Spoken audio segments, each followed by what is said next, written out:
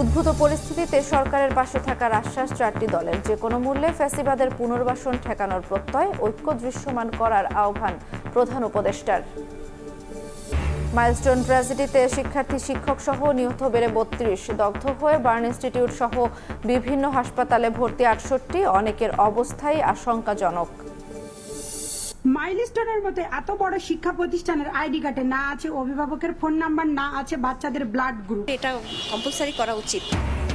নামি দামি অনেক শিক্ষা প্রতিষ্ঠানে পরিচয়পত্রে নেই রক্তের গ্রুপ। মাইলস্টোনের আহতদের চিকিৎসা দিতে জটিলতা সৃষ্টি, সরকারিভাবেও অনাবশ্যক রাখায় হতাশ অভিভাবকরা।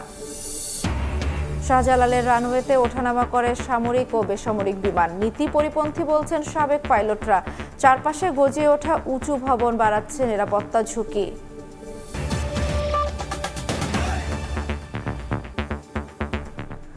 সকালের সময় সঙ্গে আছে আমি জান্নাতুল দোলনা। দেশের যে কোনো সংকট মোকাবেলায় অন্তর্বর্তী সরকারের পাশে থাকার আশ্বাস দিয়েছেন দেশের প্রধান চারটি রাজনৈতিক দল। ফ্যাসিবাদের পুনর্বাসন প্রতিরোধে ঐক্যমত্য প্রকাশ করে দলগুলো। তবে আইনশৃঙ্খলা পরিস্থিতি নিয়ন্ত্রণে সরকারকে আরও কঠোর হওয়ার পরামর্শ দেন রাজনৈতিক দলের নেতারা। মঙ্গলবার রাতে যমুনায় বিএনপি, জামায়াত সহ চারটি রাজনৈতিক দলের নেতাদের সঙ্গে প্রধান উপদেষ্টা ডক্টর মোহাম্মদ ইউনূসের জরুরি বৈঠকে এসব বিষয়ে আলোচনা হয়। পরে ব্রিফিংয়ে আইন উপদেষ্টা জানান, ফ্যাসিবাদ বিরোধী ঐক্যের প্রশ্নে সবাই একমত। বলেন, ঐক্য দৃশ্যমান করার আহ্বান জানিয়েছেন প্রধান উপদেষ্টা। সোমবার মাইলস্টোন ট্র্যাজেডি, পরদিন মঙ্গলবার সচিবালয়ের সামনে শিক্ষার্থীদের বিক্ষোভ।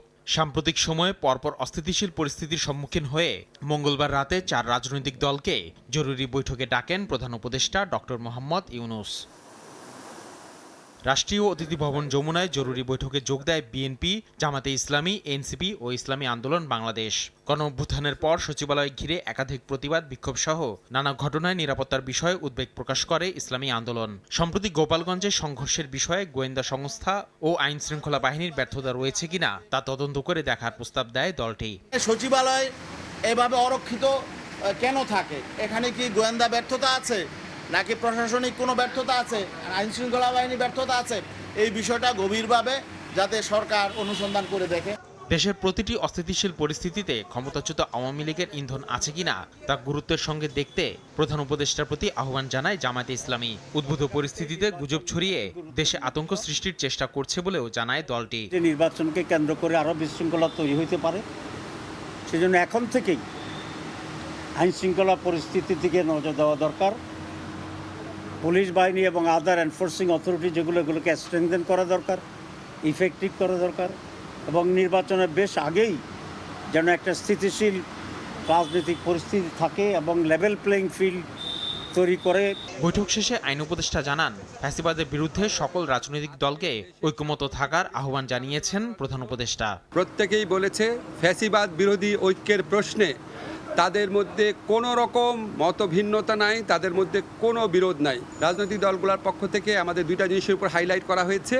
একটা হচ্ছে আমরা আইন শৃঙ্খলা পরিস্থিতি রক্ষার ক্ষেত্রে আমরা যেন আরও শক্ত অবস্থান নেই। বিএনপির পক্ষ থেকে বিশেষভাবে বলা হয়েছে যে নির্বাচন প্রক্রিয়ার দিকে আমাদের সুষ্ঠুভাবে অগ্রসর হওয়া উচিত।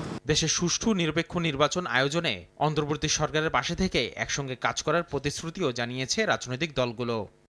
আসিফ মোহাম্মদ সিয়াম, সময় সংবাদ, ঢাকা। উত্তরায় যুদ্ধবিমান বিধ্বস্তে মাইলস্টোন স্কুল অ্যান্ড কলেজের শিক্ষার্থীদের আর্তনাদে ভারী হাসপাতাল। করিডোর জুড়ে এখন শুধু স্বজনের কান্না আর সৃষ্টিকর্তার কাছে ফরিয়াদ।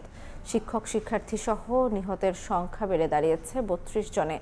দগ্ধ হয়ে বার্ন ইনস্টিটিউট সহ বিভিন্ন হাসপাতালে ভর্তি ৬৮ জন। তাদের অনেকের অবস্থাই আশঙ্কাজনক।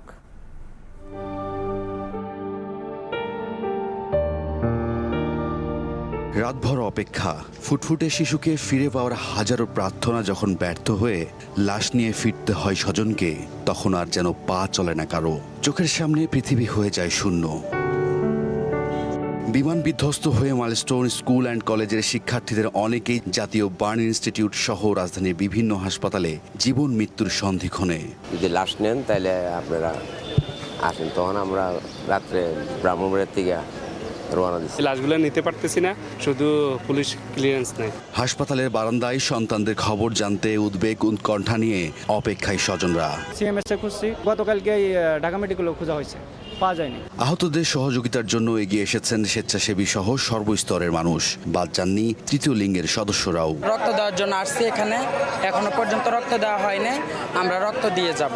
মঙ্গলবার দুপুরে বার্ন ইনস্টিটিউটের ব্রিফিংয়ে স্বাস্থ্য মন্ত্রণালয়ের বিশেষ সহকারী ডক্টর সাইয়েদুর রহমান জানান, মরদেহ এবং দেহাবশেষের সঠিক সংখ্যা দিতে কিছুটা সময় লাগবে। তথ্যের পার্থক্যগুলো দূর হতে হয়তো একটু সময় লাগবে, যেহেতু মৃতদেহ এবং দেহাবশেষ নিয়ে আমাদের কিছু পার্থক্য আছে।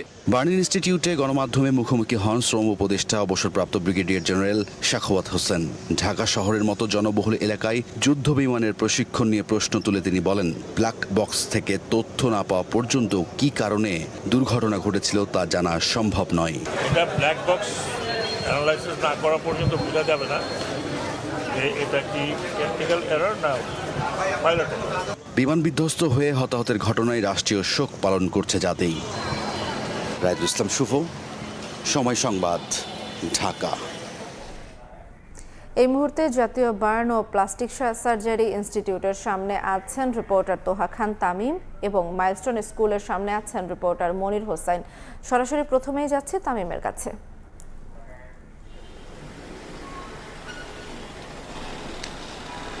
মৃত্যুর মিছিলে যোগ হলো আরও একটি নাম।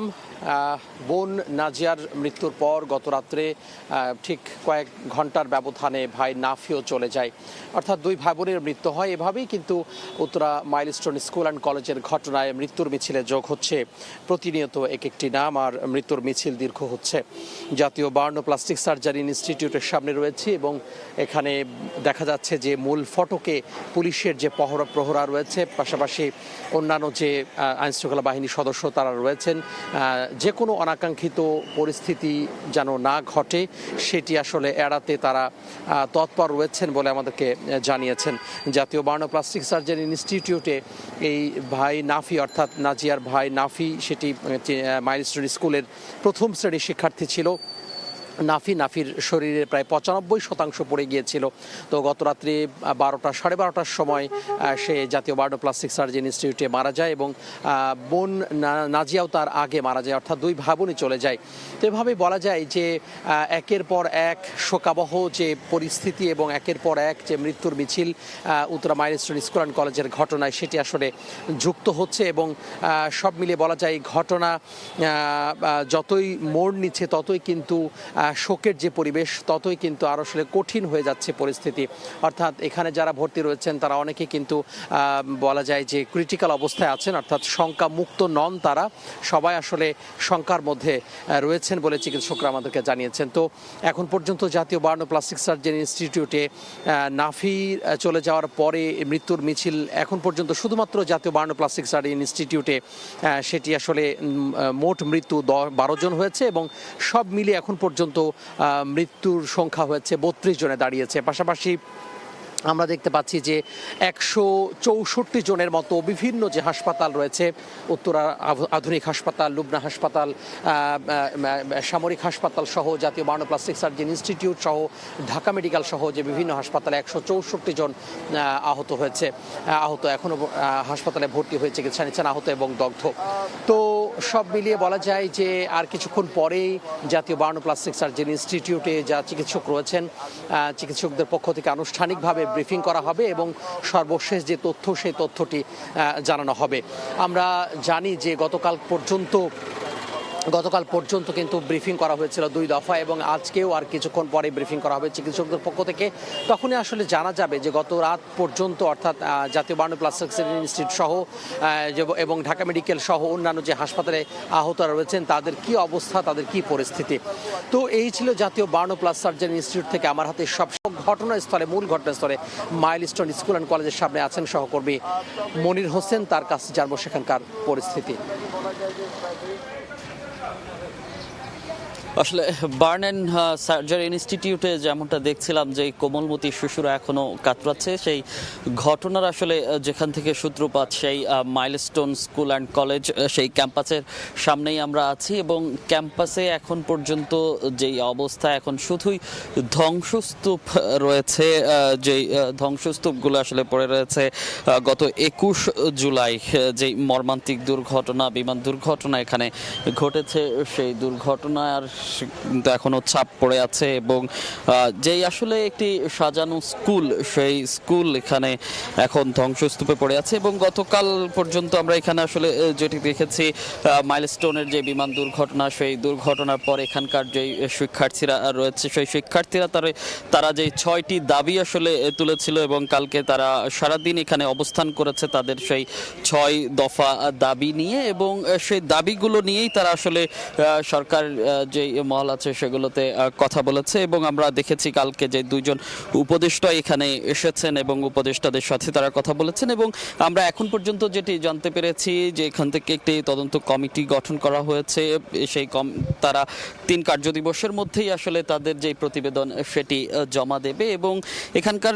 যে শিক্ষার্থীরা আসলে তাদের দাবিগুলো ছিল যে প্রকৃত সংখ্যা, হতাহতের যে প্রকৃত সংখ্যা সেটি স্পষ্টভাবে এবং খুব দ্রুতই প্রকাশ করা, এবং যেই হতাহত হয়েছে তাদেরকে বিমান বাহিনীর পক্ষ থেকে আর্থিক অনুদান সহ সব ধরনের সহায়তা করা, এইসব দাবিতে আসলে তারা সারাদিন অবস্থান করছিল। এবং এখানকার আজকের যেই অবস্থা এখন পর্যন্ত আমরা দেখতে পাচ্ছি, এখানে অনেক যেই উৎসুক মানুষজন আছে কিংবা অভিভাবকরা আছেন, তারা এখনো আসলে এখানে কেউ কেউ অপেক্ষা করছেন, আমরা যেটি আসলে দেখতে পেয়েছি। এবং যে শিক্ষার্থীরা বলছিলেন যাদের যেই দাবিগুলো ছিল, তারা সেই দাবিগুলো বলছেন যে তাদের যেই ছোট ছোট ভাই বোনগুলো হারিয়ে গিয়েছে, তারা তো আর ফিরে আসবে না, কিন্তু যেই দাবিগুলো এখন উঠেছে সেই দাবিগুলো যদি পূরণ না হয় তাহলেই কিন্তু তারা তাদের আন্দোলন চালিয়ে যাবে। এবং গতকালকে এর লেশ ধরে আমরা দেখেছি যে শিক্ষা উপদেষ্টা, সেই শিক্ষা উপদেষ্টার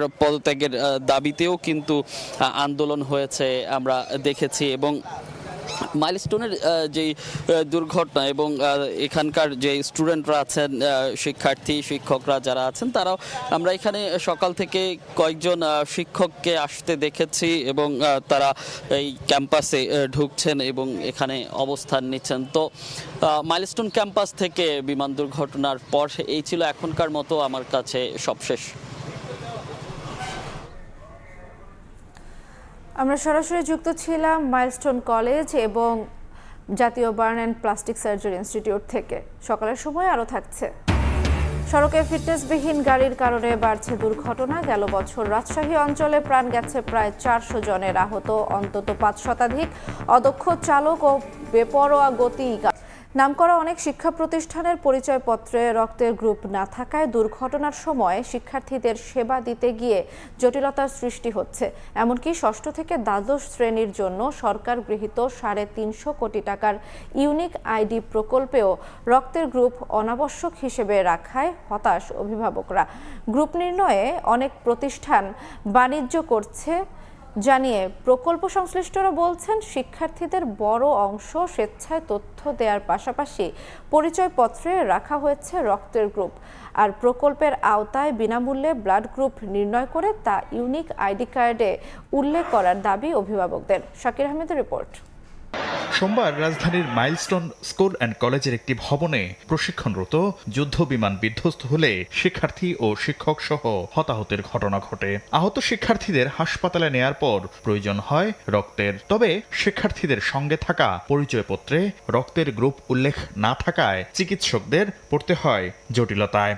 মাইলস্টোনের মতো এত বড় শিক্ষা প্রতিষ্ঠানের আইডি কার্ডে না আছে অভিভাবকের ফোন নাম্বার, না আছে বাচ্চাদের ব্লাড গ্রুপ। সরকারের নেয়া establishment of integrated education information management system IEIMS বা ইউনিক আইডি প্রকল্পেও রক্তের গ্রুপের বিষয়টি রাখা হয়েছে অনাবশ্যক হিসেবে।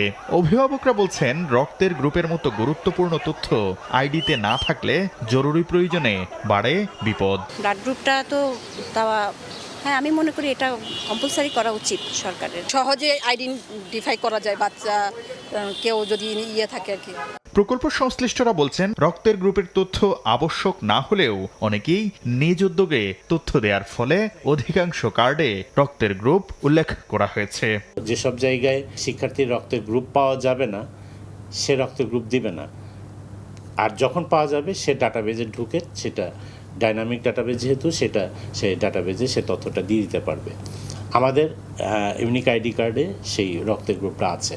তবে কি কারণে এই গুরুত্বপূর্ণ তথ্য সংগ্রহে শিথিলতা দেখানো হয়েছে এমন প্রশ্নের উত্তরে প্রকল্পের উপপরিচালক বলছেন, অনেক শিক্ষা প্রতিষ্ঠান ব্লাড গ্রুপ নির্ণয়ে বাড়তি অর্থ হাতিয়ে নেয় অনাবশ্যক করা হয়েছে। প্রত্যন্ত অঞ্চলে এই রক্তের গ্রুপ করা নিয়ে একটা তাদের জটিলতা আছে।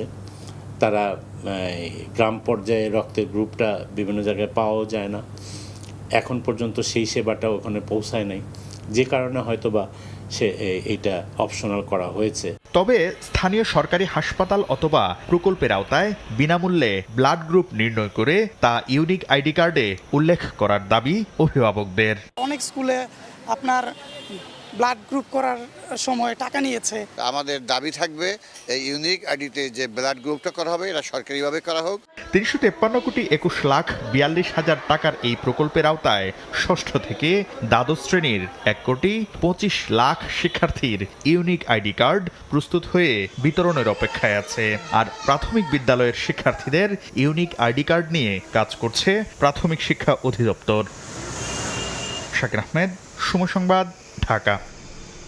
শাহজালাল বিমানবন্দরের একটি রানওয়েতেই ওঠানামা করে সামরিক ও বেসামরিক বিমান, যা নিরাপত্তা ইস্যুতে সিভিল এভিয়েশনের নীতির পরিপন্থী হলেও সামরিক বিমানের জন্য আলাদা ব্যবস্থা করার ক্ষেত্রে জায়গা ও অর্থের সংকটকে বড় বাধা বলছেন সাবেক পাইলটরা। অন্যদিকে বিমানবন্দরের চারপাশে আবাসিক ও বাণিজ্যিক সহ নানা স্থাপনা গড়ে ওঠায় সব সময় ঝুঁকিতে থাকছে জননিরাপত্তা। এমন প্রেক্ষাপটে বিশেষজ্ঞরা বলছেন, অনেক আগেই ঢাকা থেকে স্থানান্তর করতে হতো বিমানবন্দর। প্রাথমিকভাবে সামরিক ফ্লাইট কার্যক্রম অন্য বিমানবন্দরে স্থানান্তরের বিষয়ে বিবেচনায় নেয়ার পরামর্শ তাদের। কাজল আব্দুল্লাহ রিপোর্ট।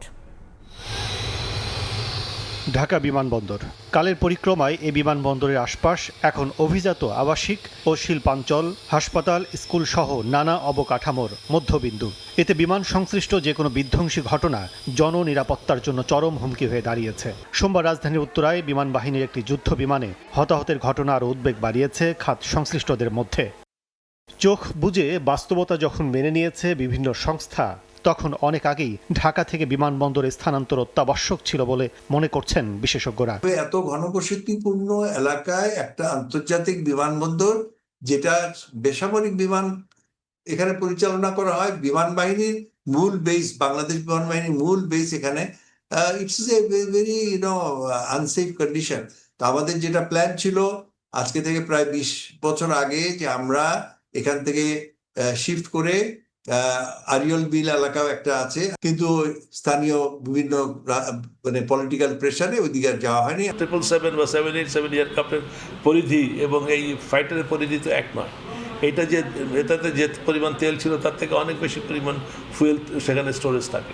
তো এই এয়ারক্রাফটটা যদি একটা প্যাসেঞ্জার এয়ারক্রাফট যদি পড়ে যায় এরকম একটা ঘনবসতি, কী ধরনের ডিভাস্টেশন হবে সেটা আমরা চিন্তাও করতে পারি না।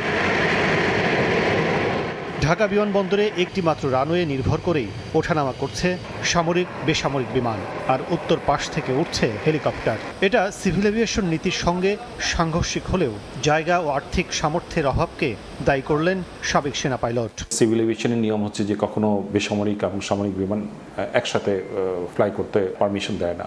তো আমাদের দেশের স্থানের সীমাবদ্ধতার কারণে, অর্থের সীমাবদ্ধতার কারণে আমাদেরকে এক জায়গা থেকে ফ্লাই করতে হয়। নানা বিষয় জড়িত থাকায় সামরিক কার্যক্রম খুব সহজে অন্যত্র সরিয়ে আনা সম্ভব নয় বলছেন সাবেক বৈমানিকরা। তবে নিরাপত্তার বিষয়ে অন্যান্য বিমানবন্দর বিবেচনায় নেওয়ার পরামর্শ বিশেষজ্ঞদের। শিফট করতে পারবো না এই কারণে যে এটার জন্য দীর্ঘমেয়াদী প্ল্যান, ইনভেস্টমেন্ট আপনাকে করতে হবে। আপনি যদি বলেন যে আপনি কক্সবাজারের রানওয়ে তো 10,000 স্কোয়ার ফিট, ওখানে করতে পারে কিনা, আমি বলবো যে টেকনিক্যালি নট পসিবল। কারণ হচ্ছে যে আপনি যখন ফ্লাই করবেন, আপনি ফ্লাই করে টার্ন করার জন্য তো আপনার একটা যথেষ্ট জায়গা লাগবে। ইন দ্যাট কেস তাহলে সিঙ্গাপুরে তো এয়ারফোর্স থাকার কথা না। সিঙ্গাপুরতে প্লেন উঠলেই তো মালয়েশিয়া টেরিটরিতে চলে যায়। হ্যাঁ, তারপর তো সিঙ্গাপুরে এয়ারফোর্স বেজ আছে, চিটাগং এয়ারপোর্ট তো সমুদ্রের ধারেই, সেখানে পপুলেশন ওরকম ডেন্সলি না। তো Chittagong airport could be an alternative solution হতে পারে। পাইলটরা জানান শুধু নিরাপত্তা নয়, একই রানওয়ে দুই প্রয়োজনে ব্যবহার করায় ফ্লাইট শিডিউল এলোমেলো হওয়া সহ টেক অফের অপেক্ষায় থাকায় যাত্রীদের বিমানেই ভোগান্তি পোহাতে হয় 30 থেকে 40 মিনিট। কাজল আব্দুল্লাহ, সময় সংবাদ, ঢাকা। 24-এর 23 জুলাই 4 দফা দাবি পূরণে সরকারকে আবারও 48 ঘন্টার আলটিমেটাম দেয় বৈষম্য বিরোধী ছাত্র আন্দোলন। এদিকে আন্দোলন দমাতে কূটনৈতিক তৎপরতা শুরু করে সরকার। তৎকালীন পররাষ্ট্রমন্ত্রী হাসান মাহমুদ জানান, বিদেশে অপপ্রচার রুখতে রাষ্ট্রদূতদের নির্দেশনা দিয়েছে সরকার। রক্তাক্ত জুলাইয়ের এই দিনের ঘটনাপ্রবাহ তুলে ধরেছেন মাইমুনা হায়দার চৌধুরী। গত বছরের এই দিনে আন্দোলন দমাতে নানান কূটকৌশলে নামে আওয়ামী লীগ সরকার। তারই অংশ হিসেবে বিদেশি মিশনগুলোকে ভুল বার্তা দিতে থাকে তখনকার পররাষ্ট্র মন্ত্রণালয়। ঘটনার ভিন্ন বয়ান হাজির করেন তারা। আমরা আমাদের মিশনগুলোকে এ ব্যাপারে সতর্ক করেছি। 23 জুলাই 2024 বৈষম্য বিরোধী ছাত্র আন্দোলনের সমন্বয়করা 4 দফা জরুরি দাবি পূরণে সরকারকে আরও 2 দিনের আলটিমেটাম দিয়ে জানান, এই 4 দফা পূরণ না হলে 8 দফা নিয়ে আলোচনার সুযোগ নেই। রক্ত ও লাশের উপর দাঁড়িয়ে এই প্রজ্ঞাপন শিক্ষার্থী ও নাগরিকদের প্রতি নির্মমতার আরেকটি ইতিহাস হয়ে থাকলো।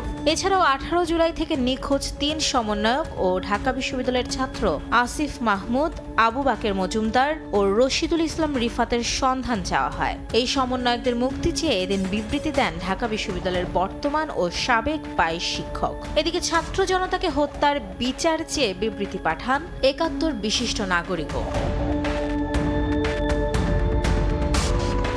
এর আগে বিদেশি কূটনীতিকরা দেশের পরিস্থিতি নিয়ে উদ্বেগ জানালে রাষ্ট্রীয় সম্পদ ধ্বংসের চিত্র বিদেশি কূটনীতিকদের ঘুরে দেখানোর পদক্ষেপ নেয় পররাষ্ট্র মন্ত্রণালয়। হাসান মাহমুদ জানান, গুজব প্রতিরোধে কাজ করছে বিদেশের মিশনগুলো। যে সমস্ত স্থাপনা ধ্বংস করা হয়েছে, জ্বালিয়ে দেওয়া হয়েছে, সেখানে তাদেরকে আমরা প্রয়োজনে নিয়ে যাব।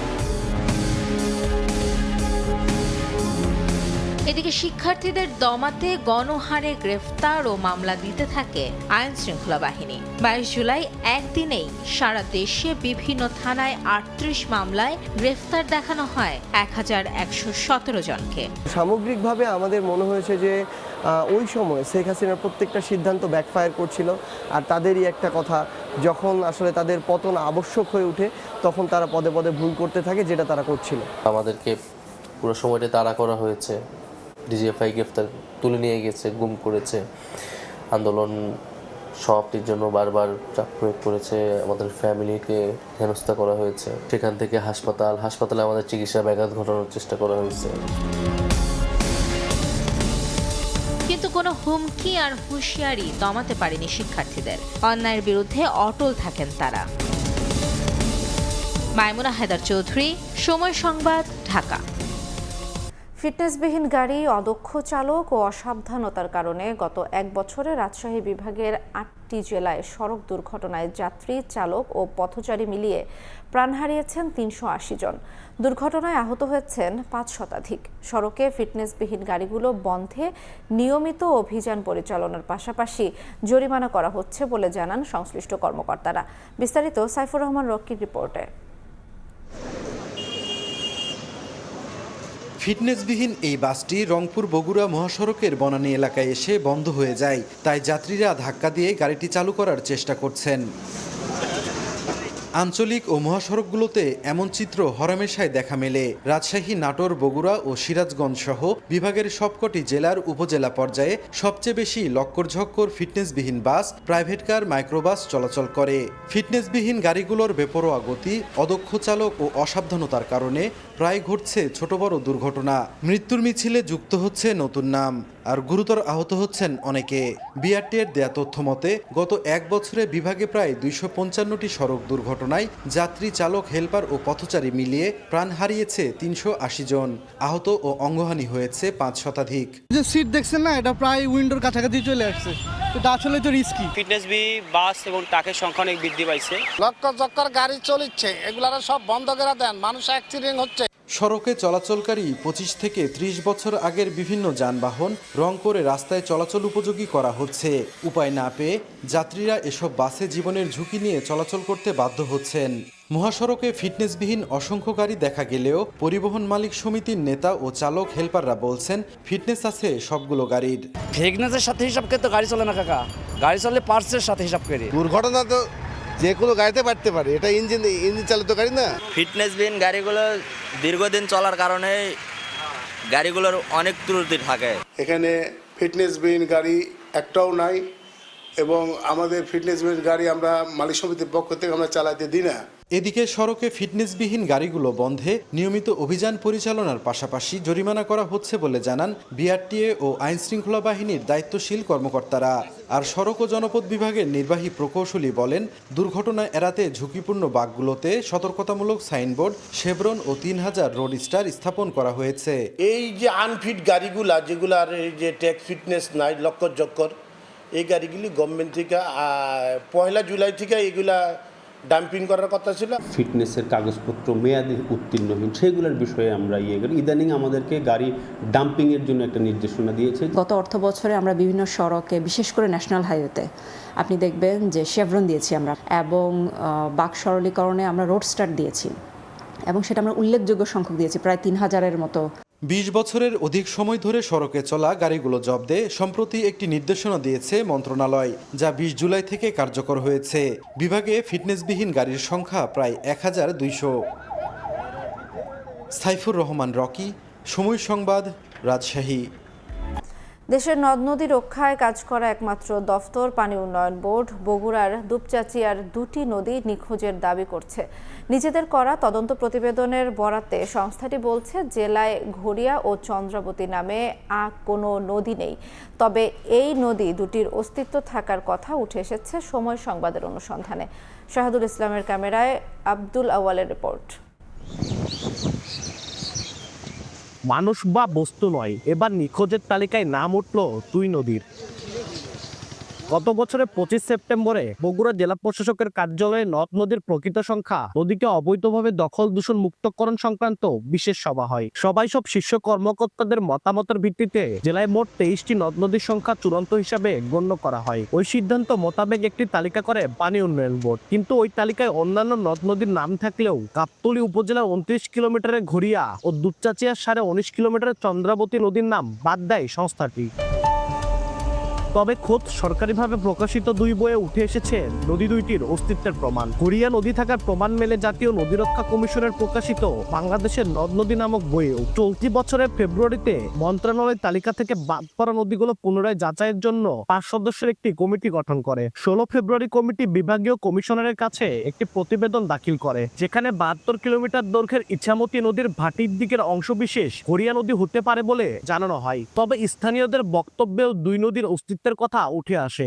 বাগদা থেকে শুনছি যে ঘুরিয়ে, কিন্তু আমরা তো নাম জানি না। ব্রিজে কোনো সাইনবোর্ড নাই, কাজে এই নামটাও আসলে কালের বিবর্তনে চেঞ্জ হয়ে এক একজনের কাছে এক এক রকম হয়ে গেছে। এখনকার লোকজনে আরামতি খারাপ বলে ডাকে, তো আগের যে নামটা ছিল ওই নামটাই সরকার উদ্বোধন করে ওটার নামেই আমাদের এই নদীকে সাব্যস্ত করুক। এই খালেরটা খুললে অনেক ভালো হতো, কয়েকটা বিলের পানিগুলো নামতো। ঘড়িয়া চন্দ্রবতী নদীর অস্তিত্বের কথা স্বীকার করেছেন সরকারি সংস্থা নদী গবেষকরাও। তারা বলছেন দখল বা প্রাকৃতিক নিয়মে অস্তিত্ব সংকটে পড়লেও নদী নিখোঁজ হওয়ার কোনো সুযোগ নেই। শুধু বইপত্রে না, আমার বিশ্বাস এখনো আমরা সরেজমিনে গেলে পাওয়া যাবে নদী নিখোঁজ হওয়ার কোনো সুযোগ নেই। এটা মানুষ না কিংবা কোনো প্রাণী না যে নিখোঁজ হবে, বিলুপ্ত হয়ে গেছে, কিন্তু নিখোঁজ বলা যাবে না। ঘড়িয়া প্রায় 30 কিলোমিটার দৈর্ঘ্য একটা নদী, বগুড়ার পূর্বাঞ্চলে আছে, আর চন্দ্রাবতী প্রায় 19-20 কিলোমিটারের একটা নদী, যার অস্তিত্ব পশ্চিমাঞ্চলে। আর পানি উন্নয়ন বোর্ডের কর্মকর্তা বলছেন নদ নদী দুইটির অস্তিত্ব সন্ধানের প্রয়োজনে আবারও তদন্ত করা হবে। কোনো ব্যক্তি বা কোনো বিশেষজ্ঞর যদি নদীর এরকম থেকে থাকে অস্তিত্ব, পানি উন্নয়ন বোর্ড অথবা জেলা প্রশাসনকে দিলে সেগুলো পুনরায় অন্তর্ভুক্ত করা হবে না, এটা কোনো সমস্যা নেই। জেলায় এক সময় ছোট বড় মিলিয়ে 30টি নদীর অস্তিত্ব ছিল। আব্দুল আউয়াল, সময় সংবাদ, বগুড়া। একদিকে ডেলিভারির সুবিধার্থে বন্দর থেকে একে একে পণ্য পাঠানো হচ্ছে বেসরকারি অফডকে, অন্যদিকে কোনো রকম আলোচনা ছাড়াই অফডকগুলো আমদানি রফতানি পণ্য হ্যান্ডেলিং চার্জ 30 থেকে প্রকারভেদে 63% বাড়িয়ে দিচ্ছে বলে অভিযোগ ব্যবসায়ীদের। ট্রাম্পের শুল্ক হারের পাশাপাশি অফডকের চার্জ বাড়তে থাকলে তৈরি পোশাক সবচেয়ে বেশি বিপর্যয়ে পড়ার শঙ্কা বিজিএমইএর। শাখাউদ্দিপুর ক্যামেরায় বিস্তারিত জানাচ্ছেন কমল দে। বেসরকারি অফডকগুলোতে বর্তমানে 20 ফুট সাইজের একটি কন্টেনারের স্টাফিং প্যাকেজ 6187 টাকা এবং 40 ফুট সাইজের জন্য 8250 টাকা আদায় হলো প্রস্তাবিত বাড়তি দরতা 9900 এবং 13200 টাকায় গিয়ে দাঁড়াচ্ছে। একইভাবে বন্দর হয়ে অফডকের কন্টেনার পরিবহন খরচ 20 ফুট সাইজের জন্য 1500 এবং 40 ফুট সাইজের 3000 টাকা থেকে বাড়িয়ে 2500 ও 5000 টাকা নির্ধারণ করা হচ্ছে। আমাদের কস্ট অফ ট্রান্সপোর্টেশন বেড়ে যাবে, আমাদের কস্ট অফ হ্যান্ডলিং কন্টেনারগুলো বেড়ে যাবে, স্টোরেজ বেড়ে যাবে, আলটিমেটলি সেটা ভোক্তাদের উপর অথবা এক্সপোর্টার এবং ইম্পোর্টারদের উপর গিয়ে পড়বে। সেই সঙ্গে ground rent, lift on, lift off, ডকুমেন্টেশনের পাশাপাশি স্টোর রেন্ট বাড়ছে কন্টেনার প্রতি 300 থেকে 3000 টাকা পর্যন্ত। অফডকগুলো গত 3 বছরের ব্যবধানে তাদের সেবার চার্জ বাড়াচ্ছে। এক্ষেত্রে চার্জ যেন যৌক্তিক হয় এবং আলোচনার সাপেক্ষে বাস্তবায়ন করা হয় সে কথা বলছেন স্টেক হোল্ডাররা। দেশের মোট রপ্তানির 93% জাহাজীকরণ এবং আমদানি পণ্যের 20% ডেলিভারি সম্পন্ন হয় 21টি বেসরকারি অফডকে। এই অবস্থায় অফডককে চার্জ বাড়ালে প্রভাব পড়বে দেশের আমদানি রপ্তানি বাণিজ্যে। গার্মেন্টস আইটেমের উপর যে 35% ট্যাক্স, সেটার সাথে সাথে বন্দরও কিন্তু ওনাদের ট্যারিফ বাড়াবার জন্য একটা কমিটি মিটিং হলো কিছুদিন আগে। এখন যদি বিগটাও বাড়ে তাহলে আমার মনে হয় যে বাংলাদেশের যারা ব্যবসায়ী যারা আছে তারা আসলে ব্যবসা করাটা খুব কঠিন হয়ে যাবে। তবে সবচেয়ে বেশি বিপর্যয়কর অবস্থায় পড়তে যাচ্ছে দেশের তৈরি পোশাক খাত, দাবি বিজিএমই এর। আমরা অর্ডার নিতে পারবো না, অর্ডার নিতে পারলে ফরেন কারেন্সি আসবে না, আমাদের লোকজন ইন্ডাস্ট্রির ভাইবল হবে না, সমস্যা তো অনেক। সুতরাং এটা বৃহৎ স্বার্থে এটা কিন্তু এই বিদ্যার এই সিদ্ধান্ত আমরা কোনো অবস্থায় মেনে নিতে পারি না। সবশেষ 2021 সালের নভেম্বরে জ্বালানি তেলের দাম বেড়ে যাওয়ার কথা উল্লেখ করে কন্টেনার উঠানামা সহ সব ধরনের কাজে 23% চার্জ বাড়িয়ে দিয়েছিল অফডক মালিকদের সংগঠন বিগডা। আর এবার চার্জ বাড়ানো হচ্ছে পরিচালন খরচ বেড়ে যাওয়ার অজুহাতে। আমাদের শ্রমিক ব্যয় প্রায় 70 থেকে 80% বেড়ে গেছে, পরিবহন খরচ বেড়েছে প্রায় 100%।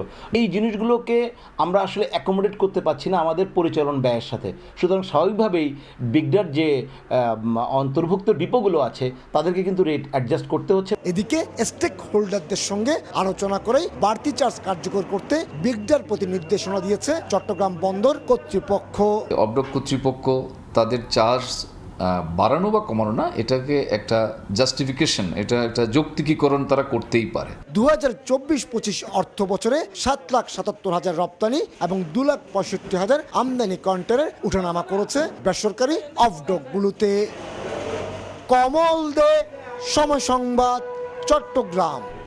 ভ্যাপসা গরমের মধ্যে বৃষ্টি আবারও নিয়ে আসছে স্বস্তি। আবহাওয়া অধিদপ্তর জানিয়েছে মৌসুমী বায়ুর প্রভাবে 24 জুলাইয়ের মধ্যে দেশের বিভিন্ন অঞ্চলে ভারী বৃষ্টিপাত হতে পারে, উত্তাল থাকতে পারে সাগর। এদিকে পরিবেশবিদদের মতে বেশিরভাগ সময়ই বায়ুতে আর্দ্রতা থাকায় অল্প সময়ে অতিবৃষ্টির কারণে বন্যা ও জলাবদ্ধতার শঙ্কা থাকবে।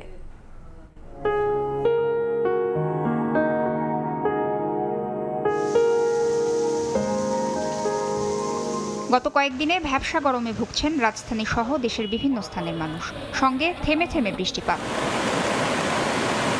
সারা দেশে মৌসুমী বায়ু সক্রিয় থাকায় সাগরে তৈরি হয়েছে লঘুচাপ। 24 জুলাইয়ের মধ্যে দেশের বিভিন্ন স্থানে ভারী বৃষ্টিপাতের সম্ভাবনার এবং সাগর উত্তাল থাকার কথা জানিয়েছে আবহাওয়া অধিদপ্তর। আবার নতুন করে এই মৌসুমে সক্রিয় হচ্ছে, হয়তো আমরা আশা করি আগামীকাল পরশুর ভিতরে এই মৌসুমে এটা সক্রিয় হবে, সেই সময় বৃষ্টিটা শুরু হয়ে যাবে এবং দেখা যাচ্ছে যে আগামী 25 তারিখ থেকে আপনার 28-30 তারিখ সারা দেশে অতি ভারী থেকে ভারী বর্ষণ হতে পারে। পূর্বাভাস বলছে বরিশাল, খুলনা, সিলেট, ময়মনসিংহ অঞ্চলে বৃষ্টিপাত আরও বাড়বে। এছাড়া দেশের বিভিন্ন স্থানে হালকা থেকে মাঝারি ধরনের বৃষ্টিপাতের সম্ভাবনাও রয়েছে। বৃষ্টি আরও বাড়বে, কারণ হচ্ছে 24 তারিখে একটা লঘুচাপ হবে সাগরে এবং এই লঘুচাপটা আরও ইন্টেন্সিফাই হবে। সেক্ষেত্রে এর প্রভাবে আপনার সাগর উত্তাল হয়ে যাবে এবং সারা দেশে বৃষ্টি বেড়ে যাবে। 25, 26, 27, 28 তারিখে অনেক জায়গায় ভারী বর্ষণ হতে পারে।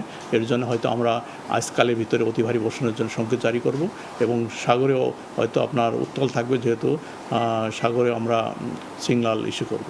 এদিকে অতিবৃষ্টির ফলে বন্যা এবং বিভিন্ন স্থানে জলাবদ্ধতার শঙ্কার কথা জানান পরিবেশবিদরা। দীর্ঘ সময় বায়ুতে আর্দ্রতার পরিমাণ বজায় থাকা সহ অল্প সময়ে বেশি বৃষ্টিপাতকে দায়ী করছেন তারা। যখনই বৃষ্টিপাত যে এলাকায় হচ্ছে ওই এলাকায় বন্যা অথবা সাময়িক থেকে দীর্ঘস্থায়ী জলাবদ্ধতা সৃষ্টি হচ্ছে। অল্প সময়ে দেশের কোনো একটা অংশে বা কোনো একটা ক্ষুদ্র অংশে অনেক বেশি বৃষ্টিপাত হচ্ছে, অথচ আগে বৃহৎ একটি অঞ্চলব্যাপী মেঘ তৈরি হতো এবং একটি বৃহৎ অঞ্চলব্যাপী বৃষ্টিপাতটা হতো।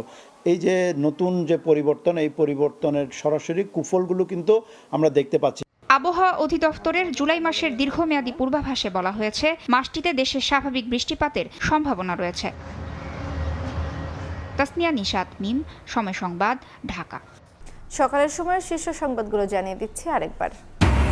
উদ্ভূত পরিস্থিতিতে সরকারের পাশে থাকার আশ্বাস 4টি দলের, যে কোনো মূল্যে ফ্যাসিবাদের পুনর্বাসন ঠেকানোর প্রত্যয়, ঐক্য দৃশ্যমান করার আহ্বান প্রধান উপদেষ্টার। মাইলস্টোন ট্র্যাজেডিতে শিক্ষার্থী শিক্ষক সহ নিহত বেড়ে 32, দগ্ধ হয়ে বার্ন ইনস্টিটিউট সহ বিভিন্ন হাসপাতালে ভর্তি 68, অনেকের অবস্থাই আশঙ্কাজনক। মাইলস্টোনের মতো এত বড় শিক্ষা প্রতিষ্ঠানের আইডি কার্ডে না আছে অভিভাবকের ফোন নাম্বার, না আছে বাচ্চাদের ব্লাড গ্রুপ। এটা কম্পালসারি করা উচিত। নামি দামি অনেক শিক্ষা প্রতিষ্ঠানের পরিচয়পত্রে নেই রক্তের গ্রুপ। মাইলস্টোনের আহতদের চিকিৎসা দিতে জটিলতার সৃষ্টি, সরকারিভাবেও অনাবশ্যক রাখায় হতাশ অভিভাবকরা।